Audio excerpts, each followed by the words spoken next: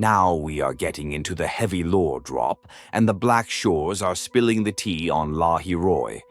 Apparently, this place has no sentinel to guide it, which sounds like a chaotic server with no moderators. There is this nasty thing called a Thronodian, lurking in the shadows, causing void storms, which basically drains human frequencies until they ghost existence entirely.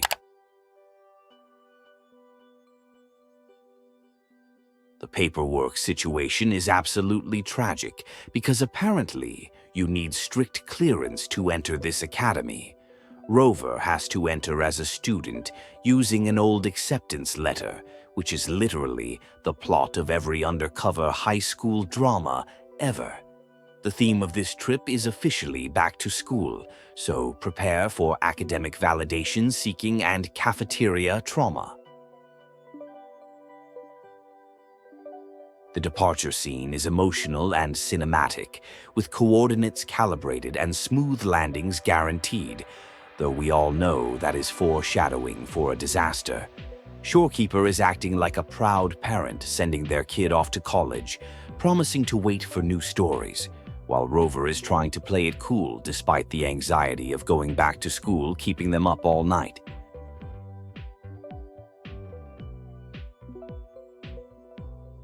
The landing was absolutely not smooth, and Rover is immediately cooked because something is wrong. The frequency is acting up, and suddenly there is a crash landing that would definitely go viral on social media. It goes from peaceful travel vlog to survival horror in like 2 seconds flat, proving that portal travel is not as reliable as the brochure claimed. Rover wakes up in a total mess and gets immediately helped by a student who thinks they are just another confused freshman. This void worm thing shows up, and it is looking absolutely disgusting and carrying bad vibes. The new friend, Lynae, is ready to throw hands or at least drive very fast to get away from this giant insect situation. There is some serious beef between Rover and this void worm, specifically recognizing the frequency of a Thronodian. It is giving major "we have history" energy, but not the good kind. They decide to settle the score later because fighting a giant monster while disoriented is honestly a rookie mistake, and they need to make a tactical retreat immediately. The chase scene is officially on, and Lynae is driving like they are in an action movie franchise. They are using the terrain to juke the monster, which is a pro-gamer move. The tension is high, but the driving skills are immaculate, proving that Lynae is not just some random NPC, but actually has serious main character potential.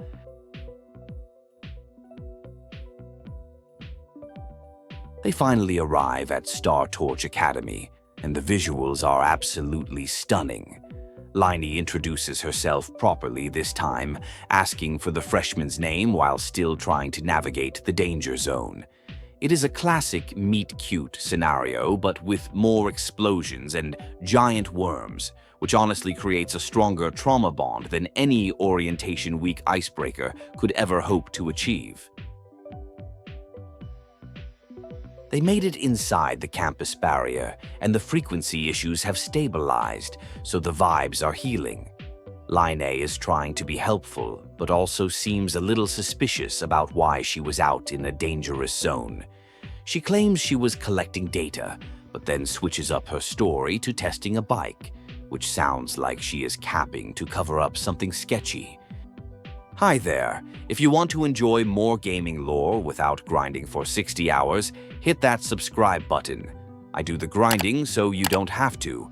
Your support really helps the channel.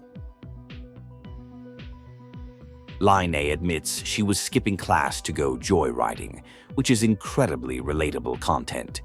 She begs Rover to keep it a secret because her academic record is already on life support. She offers a favor in return, essentially unlocking a side quest companion early in the game. The sheer panic about teachers finding out is peak student energy. Another character enters the chat and is absolutely blowing up Lynae's phone about a group project. The panic of forgetting a deadline is universal, and Lynae has to dip immediately, leaving Rover to figure out the infirmary situation. It is chaotic, but it perfectly captures the stress of balancing saving the world with maintaining a decent GPA. Abby and Rover are debriefing after the chaos, and honestly, they are taking it very well considering they almost got eaten. Rover is worried about their fading frequency, which sounds like a serious medical condition in this universe. They decide to focus on fixing that before trying to hunt down the mystery girl from the radio, prioritizing self-care over chasing leads. We are introduced to Nurse Nana and Dr. Herson at the infirmary. Nana is giving slightly creepy vibes with her health tips, but Herson is the chill doctor who actually listens. The checkup reveals Rover has some frequency loss, which is expected after wrestling a void worm. The dynamic in the infirmary is chaotic good, with Nana trolling and Herson trying to be professional.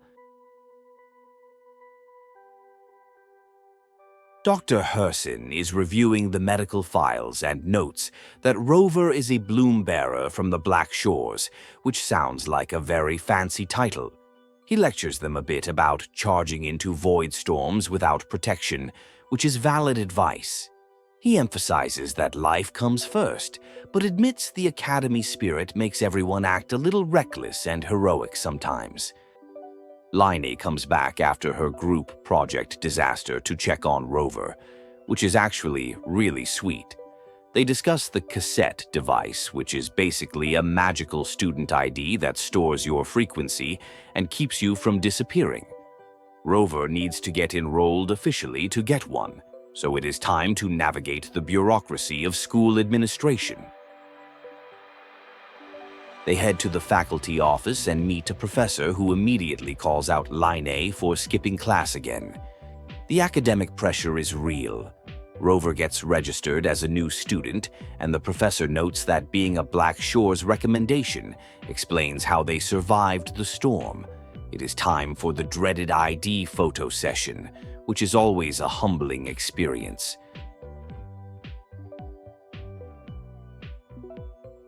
The photo session is actually a serve. Instead of looking like a deer in headlights, Rover strikes a pose that the camera loves. They even take a group selfie with Lynae, cementing the friendship. The ID card is printed, and now Rover has access to the cafeteria and showers, which are the true essentials for survival in any educational institution. The professor drops some heavy lore about the Exostrider, a giant mech sword thing that protects the city. Apparently, students train to synchronize with it, which is giving major mecha anime protagonist energy. They mention a new solar ceremony coming up, which definitely sounds like a plot point that is going to go wrong later, because nice ceremonies always do. Lynae takes Rover to get a vehicle, and we meet Sigma, the robot who is obsessed with traffic safety. Sigma exposes Lynae for having 13 speeding tickets in 20 days, which is honestly impressive in a bad way. Lynae tries to play it off, but the robot has the receipts. Rover has to sign a safety waiver before getting their ride.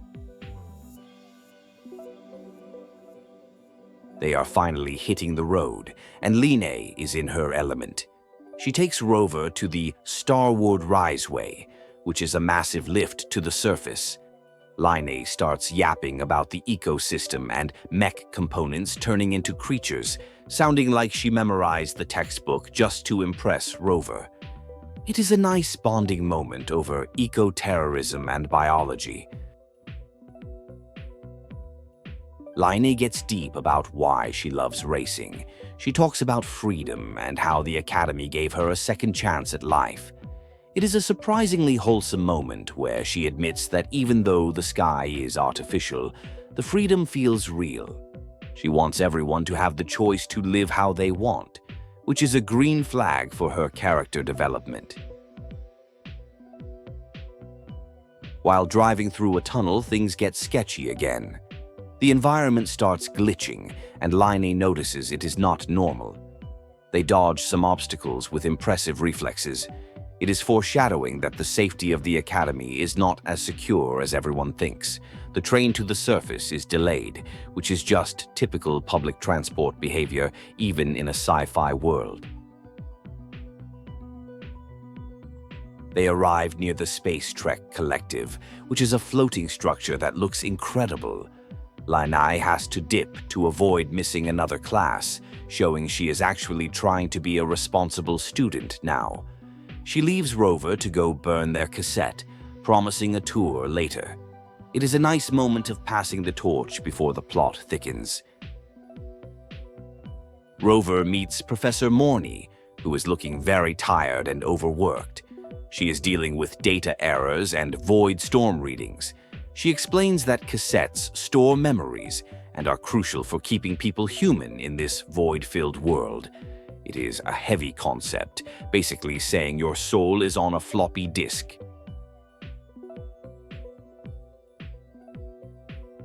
During the cassette burning process, there is a glitch. Rover's frequency code matches an empty file in the archive perfectly, which is super suspicious. Morney is confused but brushes it off as a data error because scientists love to ignore red flags until it is too late. She warns Rover not to take risks because their frequency is still unstable. Rover witnesses a heated argument between two professors, Warren and Asylum, about the upcoming solar launch. Warren wants to proceed based on alien calculations, while Asylum is skeptical and wants to be safe. It is classic workplace drama, but with the stakes of blowing up the sun. Morney steps in to mediate, but the tension is thick enough to cut with a knife.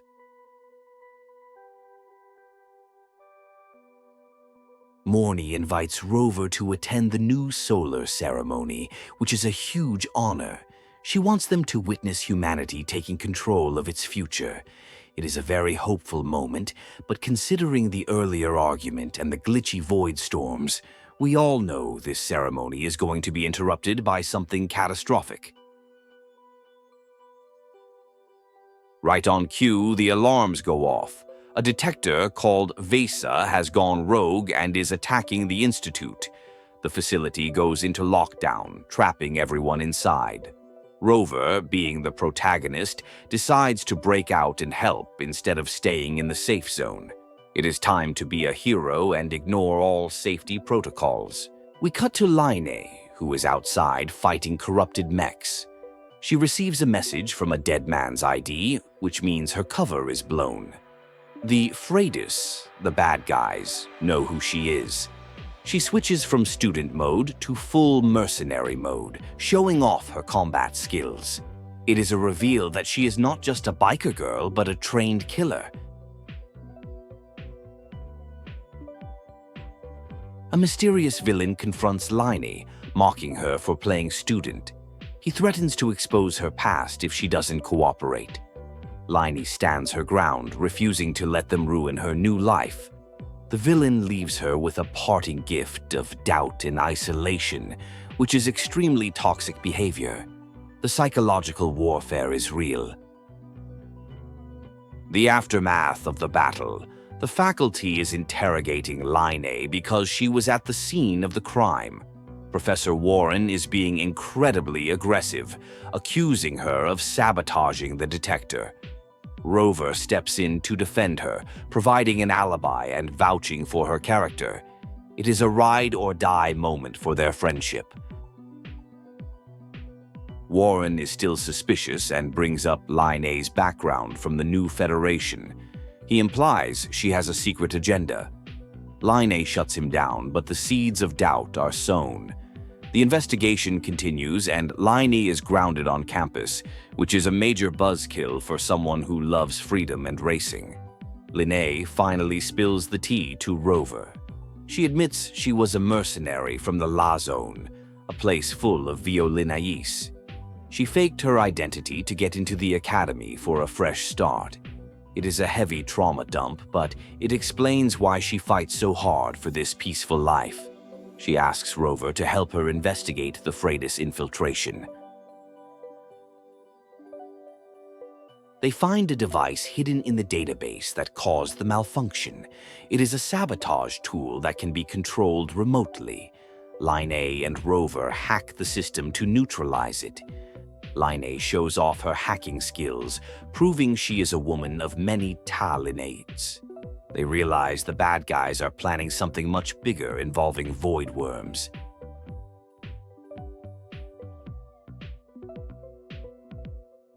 They go to the archives to do some research, meeting an AI named Iris. They find a manual for the sabotage device, linking it to the Fractsidus. The plan is to use this device to lure a void worm away from the Institute if an attack happens. It is a risky backup plan, but they are running out of options. The Academy calls Lynae back for more questioning. Someone submitted an anonymous report about her criminal record. It is looking grim for her student status. Rover goes to the infirmary to update Dr. Herson, trusting him with the info about the Fractsidus infiltration.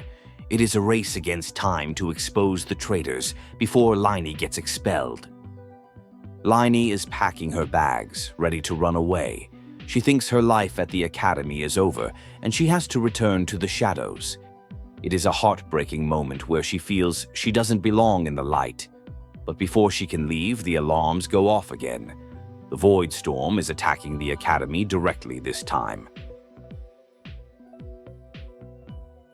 Total chaos erupts. The Void Worm is breaching the barrier. Lynae decides to stay and fight, realizing she can't just abandon her friends. She teams up with Rover to lure the worm away using the modified device. It is a suicide mission, but it is the only way to save the school. The character development is peaking right now. The battle is intense. Rover and Lynae are driving and fighting simultaneously, drawing the worm's aggro. They lead it to the defense arrays to trap it. The action is high octane, with Lynae using her bike skills to dodge attacks while Rover handles the frequency tech. They manage to activate the traps and neutralize the threat. The dust settles and Lynae is a hero. The students are hyping her up, calling her the Dark Thunderbolt, which is a cringe but cool nickname. The Academy decides to overlook her past because she literally saved everyone. However, she has to re-enroll under her real identity and pass the entrance exam, which is a fair compromise. Lynae is studying for her exams and feeling surprisingly chill about starting over.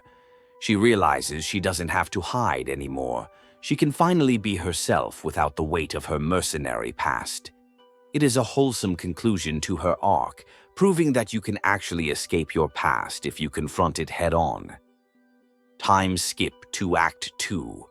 Lynae passed her exams and is officially a freshman again.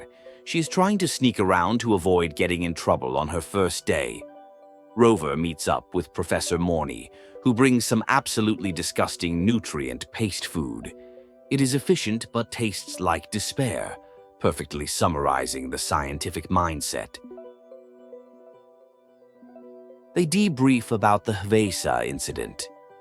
Morney analyzes how they stopped the machine with brute force, which she finds fascinatingly barbaric. She mentions the Roya tribe canceled a meeting, which is stalling the solar ceremony. The plot thickens again, shifting focus from the Academy to the mysterious indigenous tribe and their connection to the sun. Rover gets a sudden vision flashback from a soulless skin, a magical creature. A voice asks for help to stop the Helio-Gyre.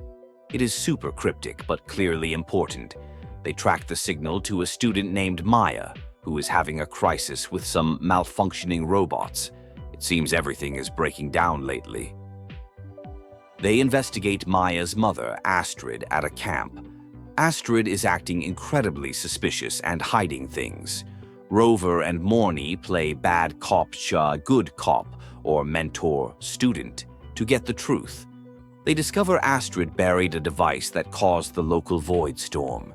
She admits she got it from a high-ranking Roya member named Ingvar. They travel to the Roya Village, Haldurheim, to find Ingvar. They meet an elder who is skeptical of outsiders, but welcomes them because they saved a soul skin. They get invited to a feast, which is a nice break from all the interrogations. They learn Ingvar used to be a good kid, but changed recently, probably because he fell in with the wrong crowd. The feast is a vibe. Good food, dancing, and wholesome community moments. Rover gets to name a cute soul skin buddy. It is the calm before the storm. Morney opens up about her past disability and how technology gave her freedom, mirroring Lynae's themes of second chances.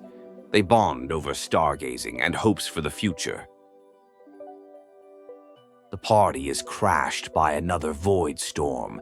The solstice trees, which protect the forest, are being corrupted. Rover finds another sabotage device planted near the tree roots. It confirms Ingvar is actively trying to destroy the protective barriers. The stakes are raised from school danger to existential threat to the region. Rover enters the Soul Asylum, a sacred place for the Roya. They meet the consciousness of the last remaining member of the Heliotic Six. The other 5 have succumbed to corruption. The survivor asks Rover to help restart the Helio-Gyre so they can predict void storms again. It is a mystical, high fantasy moment in a sci-fi story. Lore dump about the Heliotic Six. They are basically a human supercomputer network that interprets the sun's data. Without them, the Spacetrek Collective is flying blind.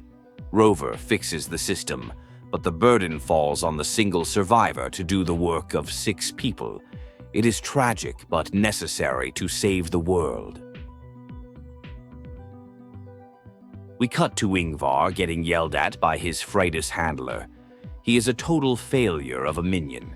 He was promised a ticket to the new Federation, but got played. The handler tells him to finish the job by crashing the reactor drive, the artificial sun, into the ground. Ingvar is desperate and dangerous, a classic cornered rat. Morney and Rover confront Ingvar in his lab. He is delusional, thinking he is the victim. He reveals the plan to trick the sun's safety mechanism into crashing. Morney shuts him down with facts and logic, proving he was manipulated. Ingvar refuses to listen and runs off to trigger the crash, proving he is beyond saving. Back at the control center, Morney exposes Professor Warren as the traitor working with Fractsidus. She pulls out the receipts, the device fingerprints, and absolutely destroys his career in front of everyone. It is a massive girl boss moment where she takes command of the mission. Warren is arrested, and the team focuses on saving the launch. The launch of Helios begins, but it is failing because of the void matter interference. The sensors are blinded. They have no choice but to manually guide the sun. Rover and Morney go to the surface to fight off the corruption directly.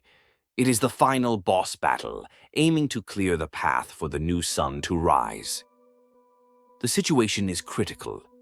The reactor drive is unstable. Morney decides to sacrifice herself to transmit the data manually. She stays behind in the danger zone while sending Rover away. It is an incredibly emotional scene where she accepts her fate to ensure humanity's future. Rover tries to save her, but the light engulfs the station. Miraculously, the mission succeeds. Helios stabilizes and shines over the land. The void storm disperses. But Morney is in a coma. Days later, she wakes up, revealing she saw a mysterious girl in the light who saved her. It is a happy ending with a lingering mystery about the divine entity that intervened. The gang reunites. Lynae, Rover, and a recovering Morney go for a ride under the new sun. They take a group photo, fulfilling their promise. The vibes are immaculate, with the ancient frost melting under the warm light. It is a perfect conclusion to the arc, celebrating friendship, freedom, and the triumph of hope over despair. In the epilogue, Morney and Rover have a quiet moment. Morney talks about her mentor and the concept of saying goodbye to move forward. She hints at future mysteries but is content for now. The story ends on a hopeful note, with the characters ready for whatever new adventures await in this strange, beautiful world.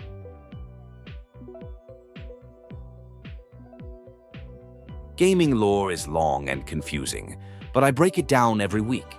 Subscribe so you never miss a plot twist or hidden detail. Thanks for watching.